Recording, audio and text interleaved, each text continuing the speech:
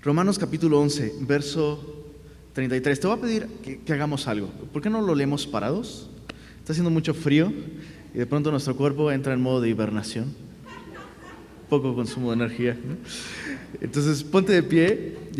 Romanos capítulo 11, verso 33. Dice: oh profundidad de las riquezas de la sabiduría y de la ciencia de Dios. Nótese que tiene signos de exclamación. Pablo está en un punto climático mientras ha explicado todo el evangelio. Llega a esa conclusión, dice: cuán insondables son sus juicios e inescrutables sus caminos, porque ¿quién entendió? Dice, la mente del Señor. ¿Quién la entendió? ¿O quién fue su consejero? Porque de Él y por Él y para Él son todas las cosas. A Él sea la gloria. ¿Por cuánto tiempo? Por los siglos de los siglos. Amén. Señor, en verdad eres un Dios asombroso que excede todo lo que el hombre pudiera llegar a imaginar o pensar acerca de ti. Señor, nuestra imaginación más alocada jamás podría dimensionar tu justicia, tu santidad. Eres perfecto en todo sentido, eres único, eres santo. No hay nada en el universo que se compare a ti, Señor. Y ciertamente nuestra mente, Señor, jamás podría llegar a descubrir quién eres tú, Señor. Y hoy estamos agradecidos, Señor, de que tú te hayas revelado a nosotros a través de tu palabra, que nos hayas dado vida, Señor, que nos hayas regalado fe para creer el evangelio, Señor. Todo lo que tú eres y todo lo que tú has hecho, Señor, merece una respuesta de nuestra parte, y esa respuesta es adoración. Adoración pura, adoración sencilla a quien tú eres, por lo que tú eres y lo que tú has hecho, Señor.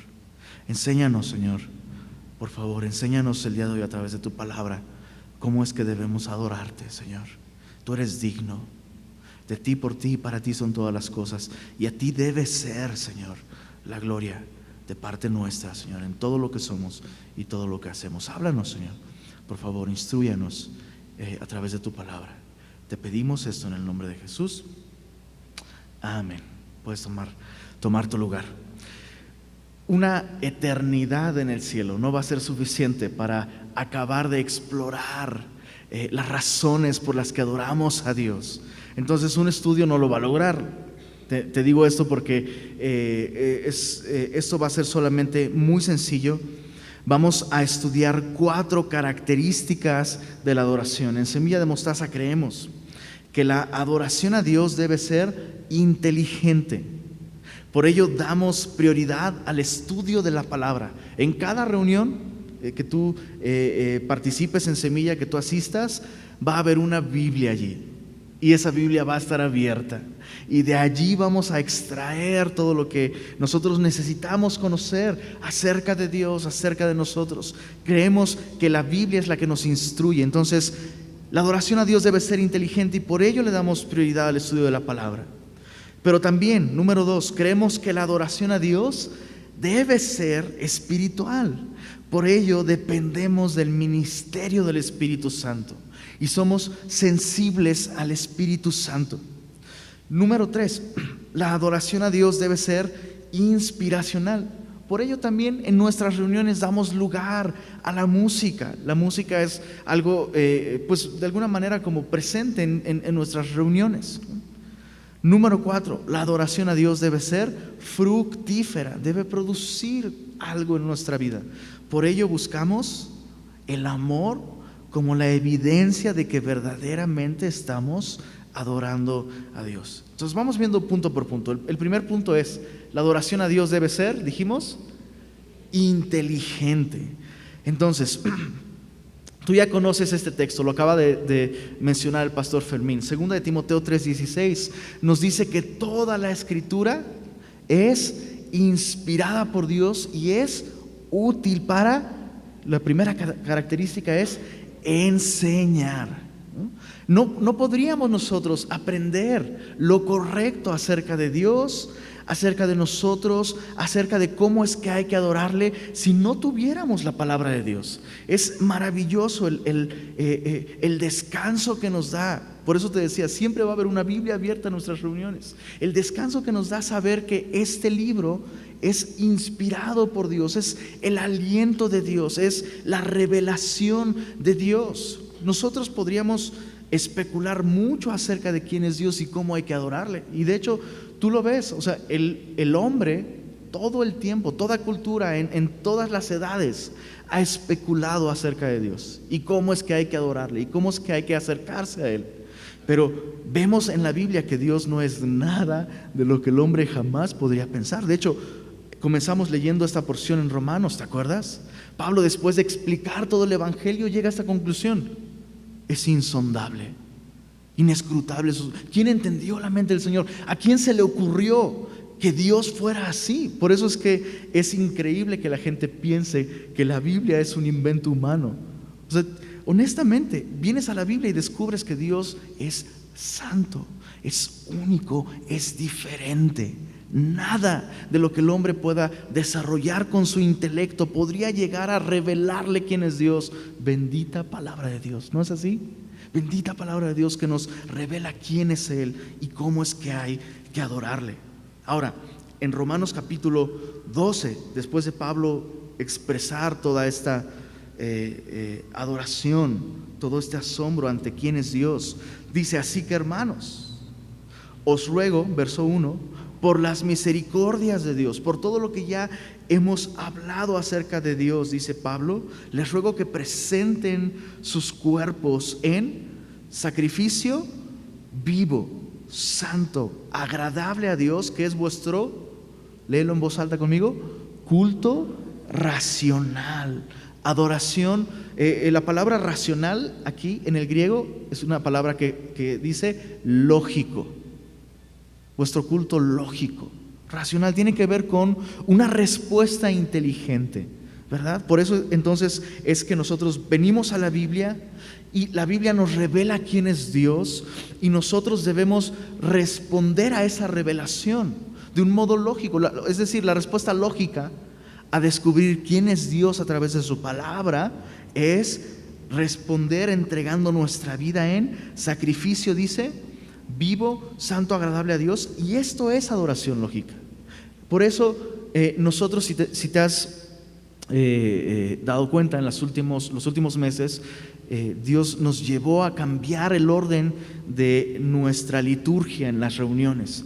Normalmente, y eso es algo que ves en todas las iglesias, el tiempo de alabanza en el que se canta y se alaba a Dios normalmente es al principio, ¿no? Es como que para despertar y calentar motores, ¿no? O evocar emociones y que estés atento a la palabra, lo que sea, pero es al principio. En Semilla de Mostaza tenemos un muy breve tiempo de alabanza al principio, pero en realidad el tiempo de adoración, el tiempo de comunión y respuesta a Dios es después de la prédica, después de la enseñanza. ¿Por qué? Porque Pablo nos da ese patrón aquí. Así que, hermanos, les ruego por lo que ya les he enseñado, por las misericordias de Dios, por la revelación de Dios, que presenten sus cuerpos en sacrificio vivo.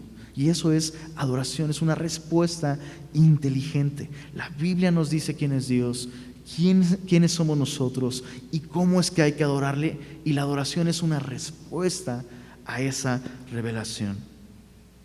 Ahora, ¿cómo sabemos que en verdad estamos siendo sacrificios vivos? Me encanta aquí, Pablo dice que presenten sus cuerpos en sacrificio vivo, santo, agradable a Dios. La palabra de Dios no solo me instruye en cómo es que hay que adorar a Dios, sino también la palabra de Dios hace en mí una obra que me transforma en un sacrificio vivo. Porque verás, no se trata solo de algo intelectual. Estamos estudiando que debe ser inteligente la adoración, entonces nos instruimos en la palabra y respondemos a ello. Pero no solo debe quedar ahí. La Biblia es viva y eficaz. Eso es lo que la Biblia dice de sí misma. La palabra de Dios es viva y eficaz y hace una obra en nosotros. Me encanta que saber que perseverar en la palabra es perseverar en algo que puede producir en mí una transformación. Y dice Pablo aquí, este culto racional. ¿Cómo es que llegamos ahí?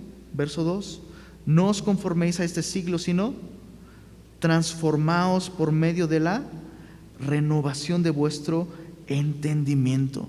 La palabra de Dios constantemente transforma mi manera de pensar, haciendo de mí un holocausto vivo. Esa palabra, sacrificio vivo, es la misma palabra que en el Antiguo Testamento se usa para holocausto, solo que los holocaustos no estaban vivos, ya estaban bien muertos, ¿no? Y un holocausto se caracteriza por algo. El holocausto es lo que se le llama una ofrenda del todo quemada. Ahora, me gusta esto porque Levítico nos enseña cómo es que se tenía que realizar una ofrenda del todo quemada o un sacrificio del todo quemado. ¿Sí me están siguiendo? ¿No los estoy haciendo muchas bolas? ¿Poquito? Leve. Pones cara de confusión, sí. Así no es muy lógico eso. Ahí te va. Aquí Pablo nos dice: debemos presentar nuestros cuerpos en sacrificio vivo. Esta palabra sacrificio nos habla de holocausto, que es una ofrenda del todo quemada. ¿Cómo sabemos que tú y yo estamos siendo un sacrificio vivo? ¿Cómo sabemos que en verdad estamos respondiendo? Va más allá de en nuestro tiempo de alabanza, estar levantando las manos y demás. Nos habla de algo en nuestra vida que debe estar sucediendo para hacer sacrificios vivos. Léelo en casa, Levítico capítulo 1. Lo puedes estudiar con mucho más detenimiento en casa. Pero Levítico 1 nos describe cómo es ese sacrificio o holocausto. Dice en el capítulo 1, verso 3: si su ofrenda fuere holocausto, es este sacrificio del que Pablo habla, dice, sin defecto lo traerá, de su voluntad lo traerá a la puerta del tabernáculo. Y pondrá, dice en el verso 4, el sacerdote pondrá su mano sobre el holocausto, el adorador pondrá su mano sobre la cabeza del holocausto y será aceptado para expiación suya. Entonces degollará el becerro en presencia de Jehová, y los sacerdotes hijos de Aarón ofrecerán la sangre y la rociarán alrededor sobre el altar, el cual está a la puerta del tabernáculo de reunión, y desollará. ¿Sabes qué es desollar? Desollar no es quitarle las ollas a alguien. Desollar es quitarle la piel. Entonces primero tenías que degollar el sacrificio, después quitarle la piel. Obviamente usas un instrumento punzocortante para esto. Dice, y lo dividirá en sus piezas, y los hijos del sacerdote Aarón pondrán sobre el altar el fuego y compondrán la leña sobre el fuego. Luego los sacerdotes hijos de Aarón acomodarán las piezas, la cabeza, la grosura, los intestinos sobre la leña que está sobre el fuego que habrá encima del altar, y lavará con agua los intestinos y las piernas. Y el sacerdote, entonces sí, ya que está degollado, desollado, dividido, lavado, acomodado sobre el altar, entonces sí, dice, el sacerdote hará arder todo delante de Jehová. Y hay un proceso aquí interesante. En Hebreos capítulo 4 la Biblia dice de sí misma: ser más cortante que toda espada aguda de dos filos, que penetra hasta partir el alma y las coyunturas, y discierne, esto es, divide los pensamientos y las intenciones del corazón.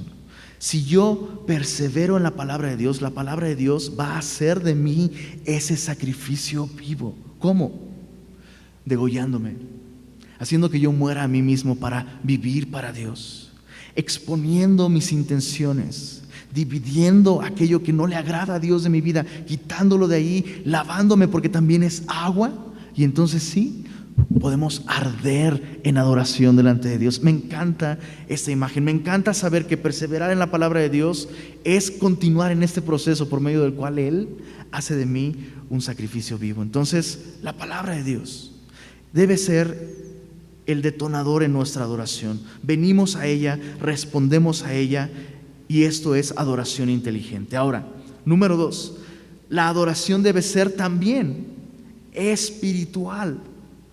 En Juan capítulo 4, versos 23 y 24 nos dice: los verdaderos adoradores adorarán al Padre en espíritu y en verdad.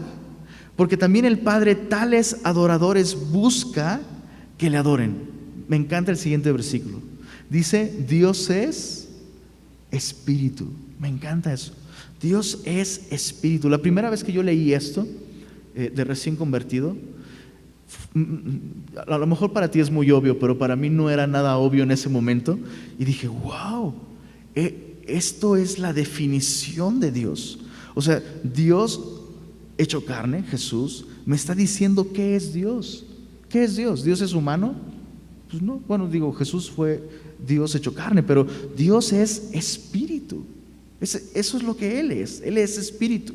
Y por tanto, dice, los que le adoran, pues en espíritu y en verdad es necesario que adoren. Ahora, cuando dice aquí que debemos adorar en espíritu, en realidad no se está refiriendo al Espíritu Santo, sino a la manera con la que tú y yo adoramos a Dios.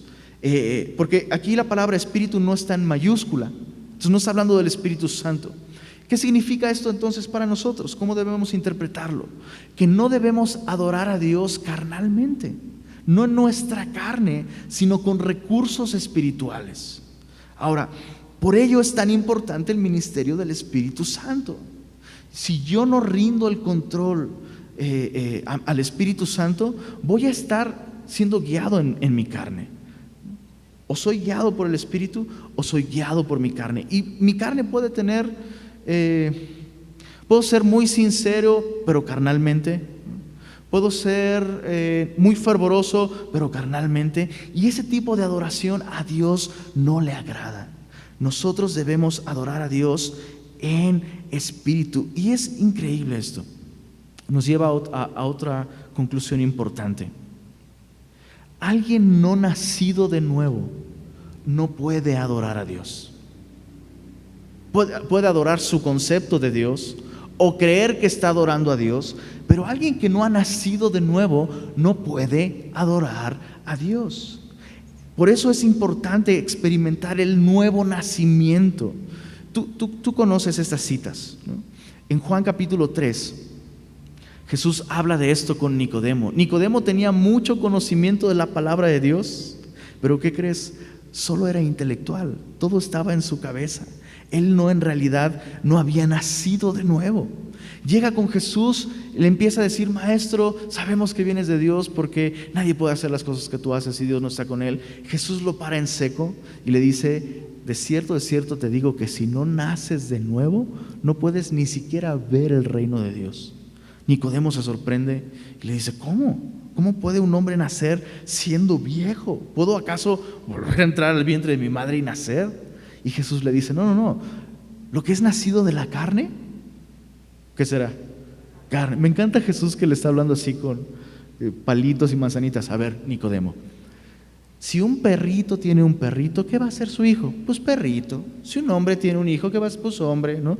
Entonces Jesús se baja a ese nivel y le dice, lo que es nacido de la carne es carne, lo que es nacido del espíritu es espíritu. Por eso te dije que es necesario nacer del agua, lo cual nos habla de la palabra, pero también del espíritu. El nuevo nacimiento es importante. El creyente no es el único que puede adorar a Dios en espíritu porque tiene el Espíritu de Dios morando en él. Ahora, 3 cosas importantes con respecto a la adoración espiritual. Número 1, la adoración a Dios es imposible sin el Espíritu Santo. Primera de Corintios capítulo 11. Primera de Corintios capítulo 11.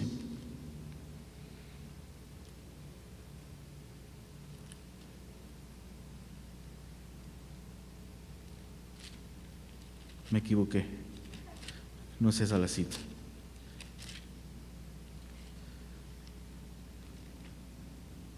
Ay, Dios mío, la perdí. Sí, no, es Primera de Corintios capítulo 12, perdón. Verso 2 dice, ¿sabéis que cuando erais gentiles se os extraviaba llevándoos como se os llevaba? ¿A qué? A los ídolos mudos. Está hablando de, tú sabes que cuando no conocías a Dios, no tenías al Espíritu Santo, adorabas a cuanto muñeco te pusieran enfrente, a cuanta cosa te prometiera mucho, tú confiabas en lo que fuera y estabas extraviado, estabas perdido. Dice el verso 3: por tanto les hago saber que nadie que hable por el Espíritu de Dios llama anatema a Jesús. Y ojo, dice, y nadie puede. ¿Cuántos pueden? Nadie puede llamar a Jesús Señor sino por el Espíritu Santo. Es imposible que alguien reconozca el señorío de Cristo y responda en adoración a ello sin el Espíritu Santo. No se puede. Sin el Espíritu Santo no lo puedes hacer. Por eso es importante experimentar ese nuevo nacimiento de agua, lo que nos habla de la palabra, y del Espíritu. Adorar a Dios en espíritu y en verdad. Entonces la adoración a Dios es imposible sin el Espíritu.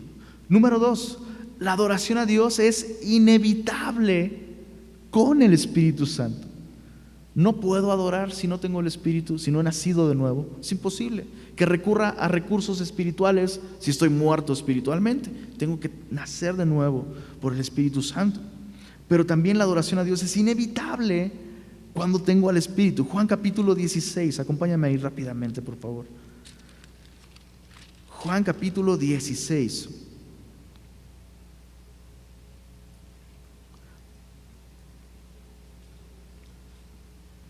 Juan 16, verso 13. Es Jesús hablando del Espíritu Santo y dice, Juan 16, 13, pero cuando venga el Espíritu de verdad, Él los guiará a toda la verdad. Porque no hablará por su propia cuenta, sino hablará todo lo que oyere y os hará saber las cosas que habrán de venir. Y mira, este es el ministerio del Espíritu Santo. Eso es parte de su ministerio. Verso 14. ¿Qué es lo que hará el Espíritu Santo? Dice el verso 14. Él me glorificará.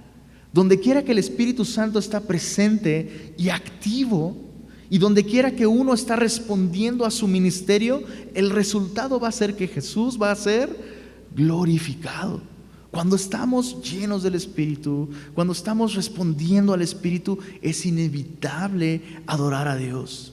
Entonces, la adoración es imposible sin el Espíritu.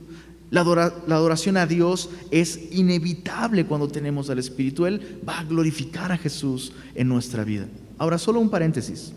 ¿Te diste cuenta que dice, cuando venga el Espíritu de verdad, Él los guiará a toda verdad? ¿Cuál es y qué es verdad? Jesús dijo, tu palabra es verdad.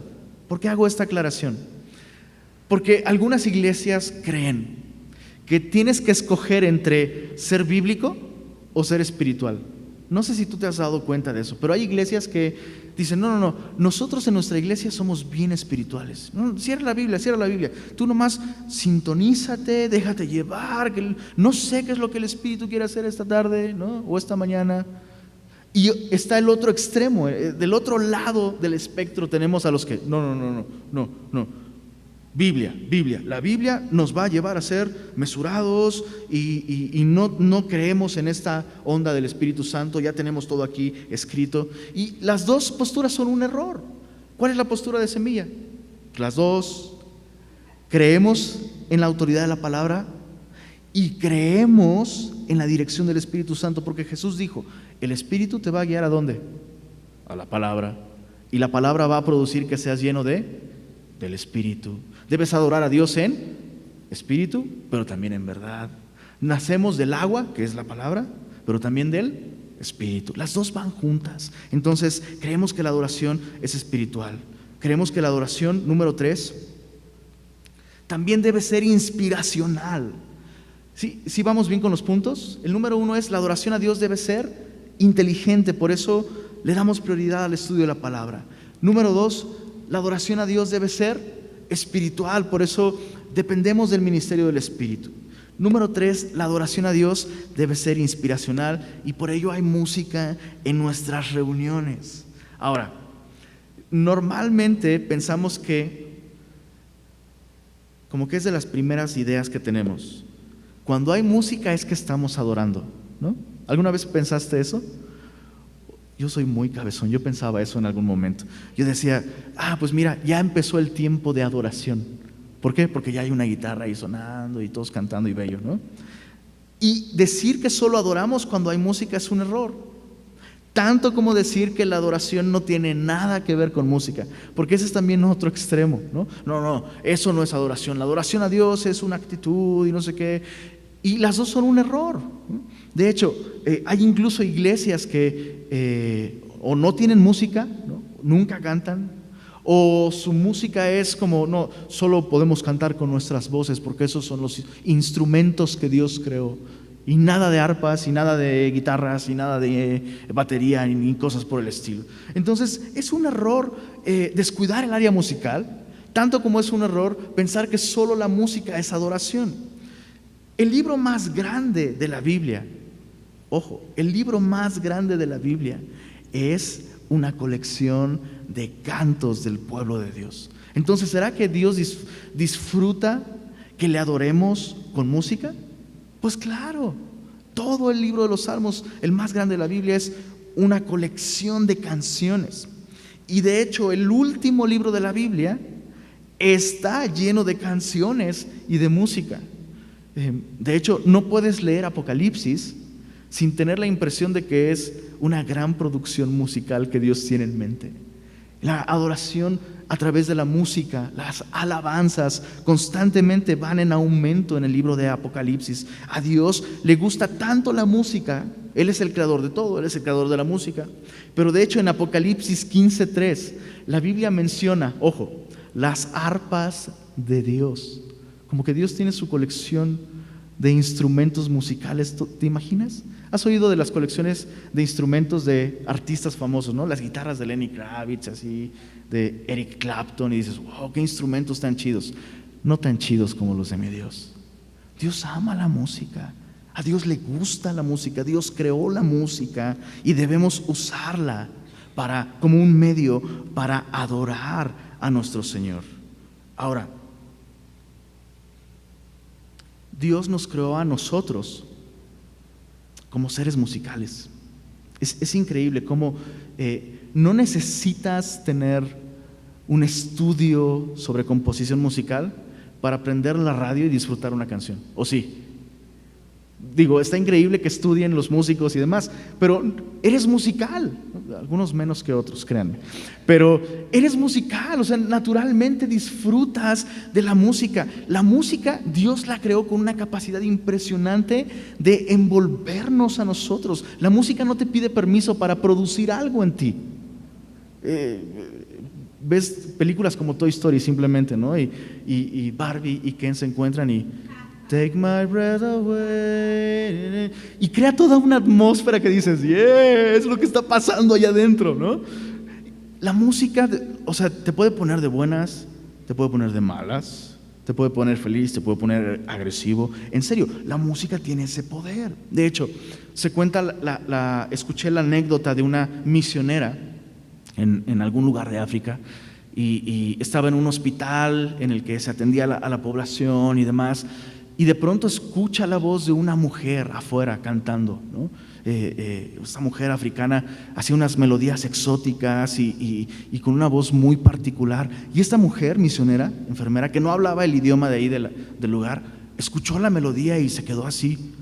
Dejó de hacer lo que estaba haciendo, salió a la puerta de la clínica y observó a esta mujer mientras cantaba estas melodías y figuras y fue conmovida hacia el punto de las lágrimas. Es una anécdota, es real, hacia el punto de las lágrimas, ¿no?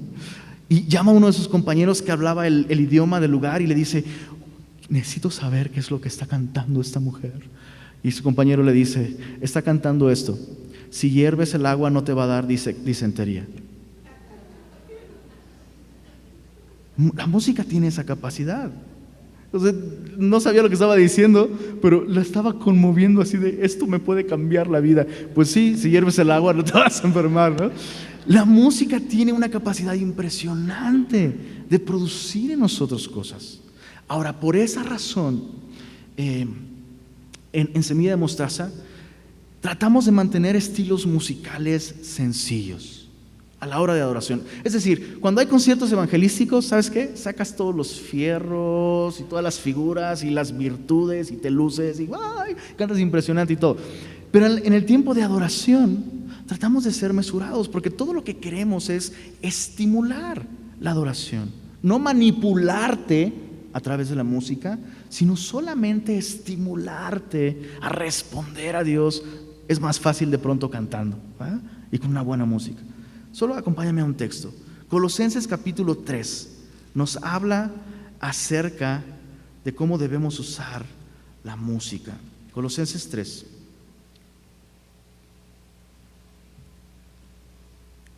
Colosenses capítulo 3, verso 16. Dice: la palabra de Cristo more en abundancia en vosotros. ¿Haciendo qué cosas? Enseñándoos y exhortándoos unos a otros en toda sabiduría. Ahora, la pregunta es: ¿cómo hacemos que la palabra de Cristo more en abundancia en nosotros, enseñándonos y exhortándonos? Después de la coma lo vemos. Cantando con gracia en vuestros corazones al Señor con salmos e himnos y cánticos espirituales, ya que la música produce una impresión en nosotros. ¿O a poco no?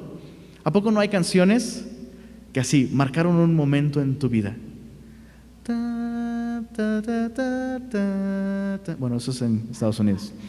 Pero la música puede marcar un momento, imprimir algo, imprimir una idea en tu mente, en tu corazón. ¿Lo puede hacer? Lo puede hacer. Lo puede hacer. Entonces Pablo dice: hey, ¿sabes cómo puedes hacer que la palabra de Cristo more en abundancia, que se quede tatuada, grabada en tu corazón? Canta al Señor, cántale, usa la música, abre los labios, abre la boquita y canta el evangelio, canta la palabra de Dios. Por eso también en Semilla de Mostaza hay canciones que no cantamos. De pronto la gente llega y me pregunta muchas veces: oye, ¿y por qué no cantan la de...? ¿no? Y así y a veces son canciones que, ¿sabes qué? Son bonitas, pero no son alabanza a Dios. O a veces son canciones que tienen ideas que podrían ir en contra incluso de principios doctrinales que nosotros estamos estudiando. Recuerda, la adoración a Dios debe ser inteligente. Entonces, la música no es lo esencial. La música puede ayudarnos como una plataforma para seguir meditando la palabra de Dios y responder a la revelación que tenemos de Dios en ella. ¿Sí te está quedando claro esto? Espero que te esté explicando algunas cosas. Ahora, yo sé que tú tienes una pregunta y que la estás anotando para el rato, y la pregunta es: ¿puedo traer mi pandero a la reunión? Yo sé que ya todos los que se rieron lo estaban a punto de anotar. ¿Puedo traer mi pandero a la reunión? La respuesta es: pues sí puedes traerlo, nomás no lo toques, por favor. ¿Por qué? Porque la música, pues la música es música, necesitas de ciertas cosas y el ritmo es muy importante. Pero la Biblia dice que con pandero y no sé qué. Pues sí, pues ¿sabes qué? Ya está aquí el instrumento que nos marca el ritmo. Y de hecho, Benji hasta trae su panderito, ¿verdad? El niño del tambor, le decimos. Entonces ya hay pandero aquí, ya hay rítmica aquí. De pronto, yo recuerdo una reunión en la que estábamos así bien bello adorando, y alguien trajo un pandero en la primera fila. Y ¿sabes qué? No podía tocarlo, créeme. O sea, yo no sé cómo no es arrítmica en su corazón. Era arrítmica impresionante y me distrajo a mí tanto que, en serio, gracias a Dios pudimos terminar ese tiempo de alabanza y adoración. No sé si será porque la volteé a ver, la vi feo, pero no es cierto, no hice eso. Pero sabes, los músicos están acá de este lado, ¿no? Los músicos ya están aquí, se han preparado para ello, para que tú te concentres no en, ay, si estoy llevando bien el ritmo, no lo estoy llevando, sino adora a Dios, responde a Dios. Entonces, respondí todas tus preguntas ya con esa, ¿eh? ¿Puedo traer tu pandero? ¿Puedes traerlo? Sí, nada más no lo toques.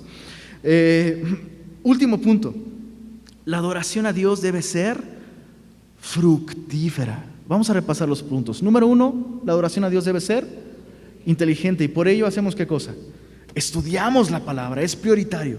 Ella nos revela quién es Dios, cómo es que hay que adorarle. Ella hace de nosotros holocaustos vivos, produce adoración en nosotros. Número 2, la adoración a Dios debe ser espiritual, ¿verdad? No podemos adorar a Dios a menos que experimentemos ese nuevo nacimiento y dependamos del ministerio del Espíritu. Es imposible adorar a Dios sin el Espíritu. Es inevitable adorar a Dios cuando tenemos al Espíritu en nuestra vida. Y número 3, la adoración a Dios debe ser inspiracional. Por eso hay música, la Biblia está llena de música, ¿verdad? La Biblia es un medio por el cual estimulamos la adoración a Dios con letras que contienen la palabra de Dios, la palabra de Cristo abundando en nosotros, en nuestro corazón, a través de cantar el Evangelio, ¿no? Las verdades de la palabra, las virtudes de Dios. Y número 4, la adoración a Dios debe ser fructífera. No es posible adorar a Dios y que no haya un fruto por ello. Es imposible.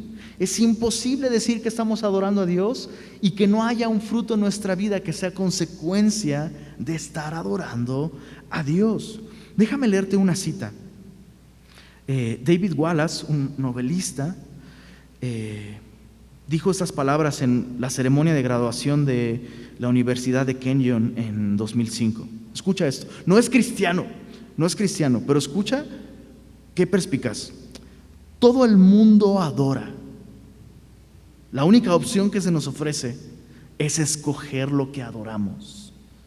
Y la razón apremiante para tal vez, recuerda, no es cristiano, para tal vez escoger algo de tipo divino o espiritual para adorar, es que cualquier otra cosa que adores te comerá vivo.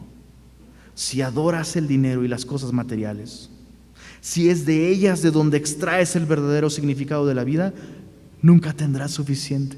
Ese es el fruto, esa es la consecuencia. Nunca tendrás suficiente, nunca sentirás que tienes bastante. Adora tu cuerpo, tu belleza y tu atracción física, y siempre te verás a ti mismo horrible. Y cuando el tiempo y la edad comiencen a mostrar sus huellas, morirás 1,000,000 de veces antes de que finalmente te golpee. Adora el poder, terminarás sintiéndote débil y temeroso, y necesitarás ser más poderoso que otros para adormecer tu propio miedo. Adora tu intelecto, ser visto como alguien inteligente, y acabarás por sentirte un tonto, un fraude, siempre al borde de que te descubran. Lo que adoras tiene un impacto en ti. Cuando adoras, hay un fruto, una consecuencia en ti.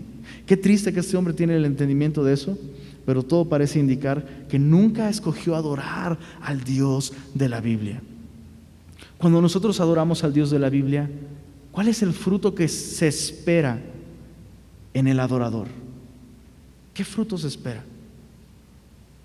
La Biblia nos dice algo importante. El que no ama, 1 de Juan capítulo 4, verso 8, el que no ama no ha conocido a Dios, porque Dios es amor. Y la adoración tiene esta capacidad de transformarnos en aquello a lo que adoramos. O sea, solo date cuenta, ¿no? Todos los super fans de Michael Jackson ahí andan con su chinito y con sus guantes, ¿no? Los fans de, no sé, te vuelves como aquello a lo que adoras, ¿no? Los fans de Cuauhtémoc Blanco ahí andan, van a trabajar con su playera de fútbol, andan haciéndole así todo el tiempo. O sea, te vuelves como aquello a lo que adoras. Si adoramos a Dios correctamente, como lo acabamos de leer, de modo inteligente, espiritual e inspiracional, va a haber un fruto en nosotros, y ese fruto que se espera es amor. Jesús dijo en Juan capítulo 13, verso 35, en esto conocerán todos que son mis discípulos, que son mis adoradores, si tenéis amor los unos por los otros. No tenemos razón alguna para creer que en realidad estamos adorando a Dios si no estamos siendo transformados a su imagen, y como resultado de ello, el amor es un fruto constante en nuestra vida. Solo te invito a que en casa estudies 1 Corintios 13, checa las características del amor. Checa esas características, porque es una buena manera de medir qué tanto este fruto de amor se está produciendo en mi vida. Ahora, no te desanimes si no las tienes todas. Y si dices que las tienes todas, vuélvelo a leer, algo salió mal. El punto es, vamos creciendo en ello, ¿no? Y la adoración es un medio por el cual Dios nos transforma también a su imagen y semejanza. Y el amor dice, el que no ama no ha conocido a Dios, porque Dios es amor. Pero nosotros amamos a Dios porque Él nos amó primero. ¿Y dónde aprendiste eso? en su palabra. ¿Y quién te hizo creer eso? El Espíritu Santo. ¿Y a poco no te dan ganas de cantar? Adoración, ¿verdad? Adoración. ¿Puedes ver ese círculo ahí? Adoración a Dios inteligente, espiritual, inspiracional y fructífera.